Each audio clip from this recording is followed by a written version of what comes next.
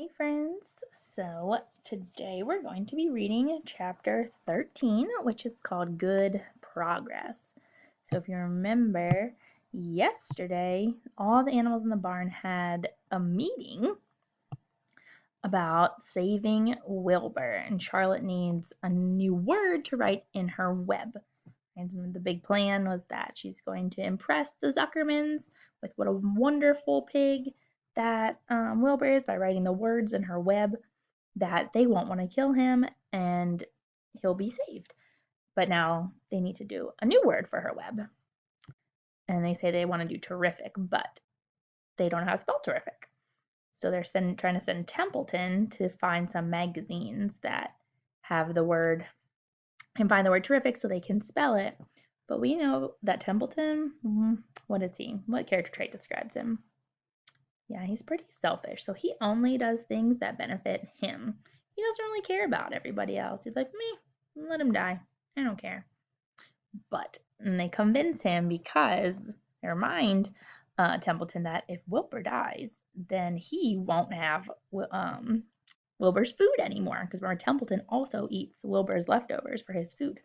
So the sheep says that, their fates are tied together. And so then Templeton selfishly agrees that he's going to go help get magazines from the dump so that Charlotte can write more words in her web. And so now let's read chapter 13 called With Good Progress. It says, far into the night, while the other creatures slept, Charlotte worked on her web. First, she ripped out a few of the orb lines near the center. She left the radial lines alone, as they were needed for support. As she worked, her 8 legs were a great help to her. So were her teeth. She loved to weave, and she was an expert at it. When she was finished ripping things out, her web looked something like this. How many legs do spiders have? Yeah, she said her 8 legs were helpful to her. And she ripped out the orb lines near the middle, which I think are like the lines that go around. But she left her radial lines alone as they were needed for support. So I think those are the lines that come out from the center because they like hold the web sturdy. So this is like what the web looked like after she started ripping things out. So let's see what else. A spider can produce several kinds of thread. She uses a dry, tough thread for the foundation lines, and she uses a sticky thread for the snare lines, the ones that catch and hold insects. Charlotte decided to use her dry thread for writing the new message. If I write the word terrific with sticky thread, she thought, every bug that comes along will get stuck in it and spoil the effect. Now let's see. The first letter is T. Charlotte climbed to a point at the top of the left-hand side of the web. Swinging her spinnerets into position, she attached her thread and then dropped down. As she dropped, her spinning tubes went into action, and she let out a thread. At the bottom, she attached the thread. This formed the upright part of the letter T.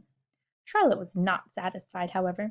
She climbed up and made another attachment right next to the first. Then she carried the line down that she had a double line instead of a single line. It will show up better if I make the whole thing with double lines. She climbed back up, moved over about an inch to the left, touched her spinnerets to the web, and then carried a line across to the right, forming the top of the T. She repeated this, making it double. Her 8 legs were very busy helping. Now for the E. Charlotte got so interested in her work, she began to talk to herself, as though to cheer herself on. Have you ever done that? Like talk to yourself and mentally like cheer yourself on? If you had been sitting quietly in the barn cellar that evening, you would have heard something like this. Now for the R. Up we go. Attach. Descend. Pay outline. Whoa. Attach. Good. Up you go. Repeat. Attach. Descend. Pay outline. Whoa, girl. Steady now. Attach. Climb. Attach. Over to the right. Pay outline. Attach. Now right and down and swing that loop and around and around. Now into the left. Attach. Climb. Repeat. Okay. Easy. Keep those lines together. Now, then, out and down for the leg of the R. Payout line. Whoa! Attach, ascend, repeat. Good girl. And so, talking to herself, the spider worked at her difficult task. When it was completed, she felt hungry. She ate a small bug that she had been saving. Then she slept. Next morning Wilbur arose and stood beneath the web. He breathed the morning air into his lungs.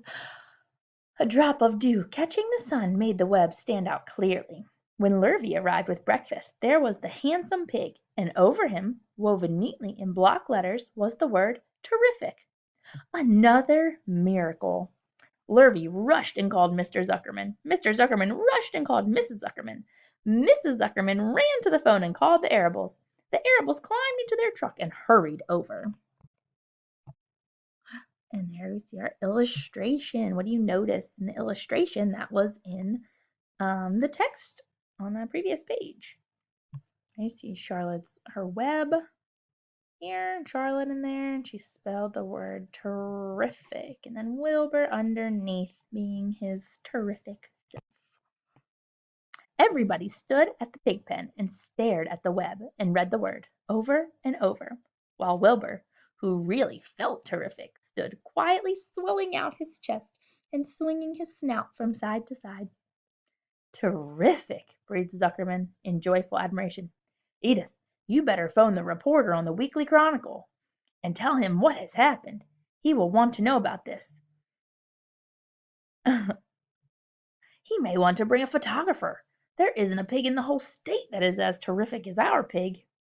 The news spread. People who had journeyed to see Wilbur when he was some pig came back again to see him now that he was terrific. That afternoon, when Mr. Zuckerman went to milk the cows and clean out the tie-ups, he was still thinking about what a wondrous pig he owned. Lurvy, he called, there is to be no more cow manure thrown down into that pig pen. I have a terrific pig. I want that pig to have clean, bright straw every day for his bedding. Understand? Yes, sir, said Lurvy. Furthermore, said Zuckerman, I want you to start building a crate for Wilbur. I have decided to take the pig to the county fair on September 6th. Make the crate large and paint it green with gold letters. What will the letters say? Asked Lurvy. They should say, Zuckerman's famous pig. Lurvy picked up a pitchfork and walked away to get some clean straw. Having such an important pig was going to mean plenty of extra work. He could see that. Below the apple orchard at the end of the path was the dump where Mr. Zuckerman threw all sorts of trash and stuff that nobody wanted anymore.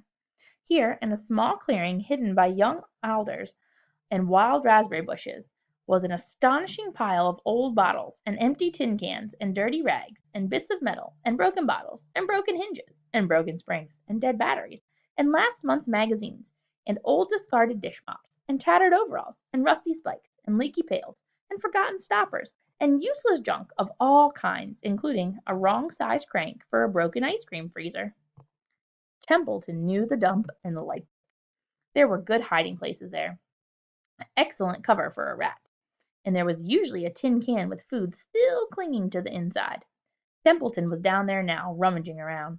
When he returned to the barn, he carried in his mouth an advertisement he had torn from a crumpled magazine. How's this? He asked, showing the ad to Charlotte. It says crunchy. Crunchy would be a good word to write in your web. Just the wrong idea, replied Charlotte. Couldn't be worse. We don't want Zuckerman to think Wilbur is crunchy. He might start thinking about crisp, crunchy bacon and tasty ham. That would put ideas into his head. We must advertise Wilbur's noble qualities, not his tastiness. Go get another word, please, Templeton. The rat looked disgusted. But he sneaked away to the dump and was back in a while with a strip of cotton cloth. How's this? He asked. It's a label off an old shirt. Charlotte examined the label. It said, pre-shrunk. I'm sorry, Templeton, she said, but pre-shrunk is out of the question. We want Zuckerman to think Wilbur is nicely filled out, not all shrunk up. I'll have to ask you to try again. What do you think I am, a messenger boy? Grumbled the rat. I'm not going to spend all my time chasing down to the dump after advertising material. Just once more, please, said Charlotte. I'll tell you what I'll do, said Templeton. I know where there's a package of soap flakes in the woodshed. It has writing on it. I'll bring you a piece of the package." He climbed the rope that hung on the wall and disappeared through a hole in the ceiling. When he came back, he had a strip of blue and white cardboard in his teeth. "There," he said triumphantly. "How's that?" Charlotte read the words. "With new radiant action." "What does it mean?" asked Charlotte, who had never used any soap flakes in her life. "How should I know?" said Templeton. "You asked for words. I brought them. I suppose the next thing you'll want me to fetch is a dictionary." Together they studied the soap ad. "With new radiant action," repeated Charlotte slowly. "Wilbur!" she called. Wilbur, who was asleep in the straw, jumped up. "Run around," commanded Charlotte. "I want to see you in action, to see if you are radiant." Wilbur raced to the end of the yard. "Now back again, faster," said Charlotte. Wilbur galloped back. His skin shone. His tail had a fine, tight curl in it. "Jump into the air!" cried Charlotte. Wilbur jumped as high as he could. "Keep your knees straight and touch the ground with your ears," called Charlotte. In my illustration, I see Wilbur trying to leap and jump around, and a tight little curl in his tail. Wilbur obeyed. "Do a backflip with a half twist in it," cried Charlotte. Wilbur went over backwards, writhing and twisting as he went. "Okay, Wilbur," said Charlotte. "You can go back to sleep now." "Okay, Templeton. The soap ad will do, I guess. I'm not sure Wilbur's action is exactly radiant, but it's interesting." "Actually," said Wilbur, "I feel radiant." "Do you?" said Charlotte, looking at him with affection. "Well, you're a good little pig, and radiant you shall be. I'm in this thing pretty deep now. I might as well go the limit." Tired from his romp, Wilbur lay down in the clean straw. He closed his eyes. The straw seemed scratchy, not as comfortable as the cow manure, which he was always delightfully soft to lie in. So he pushed the straw to one side and stretched out in the manure. Wilbur sighed. It had been a busy day. His first day of being terrific.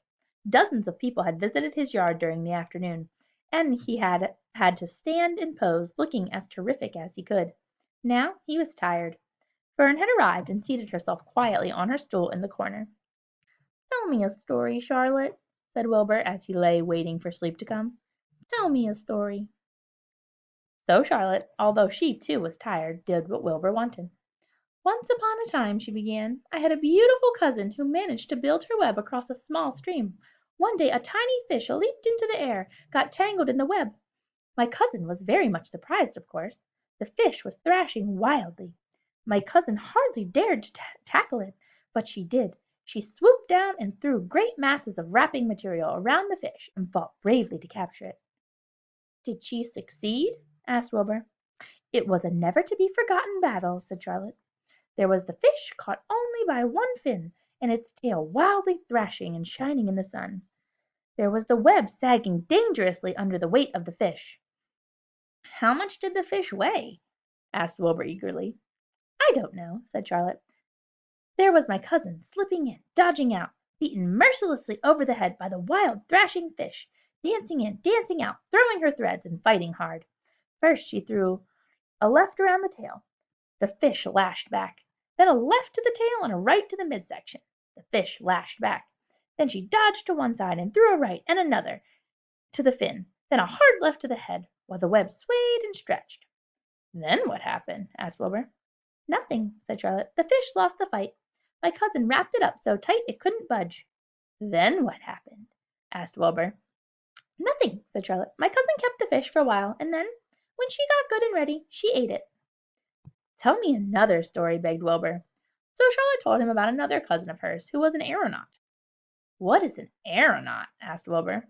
"A balloonist," said Charlotte. "My cousin used to stand on her head and let out enough thread to form a balloon. Then she'd let go and be lifted into the air and carried upward on the warm wind." "Is that true?" asked Wilbur. "Or are you just making it up?" "It's true," replied Charlotte. "I have some very remarkable cousins. And now, Wilbur, it is time you went to sleep." "Sing something," begged Wilbur, closing his eyes. So Charlotte sang a lullaby while crickets chirped in the grass and the barn grew dark. This was the song she sang: "Sleep, sleep, my love, my only, deep, deep in the dung and the dark. Be not afraid and be not lonely. This is the hour when frogs and thrushes praise the world from the woods and the rushes. Rest from care and my one and only, deep in the dung and the dark, but Wilbur was already asleep, and the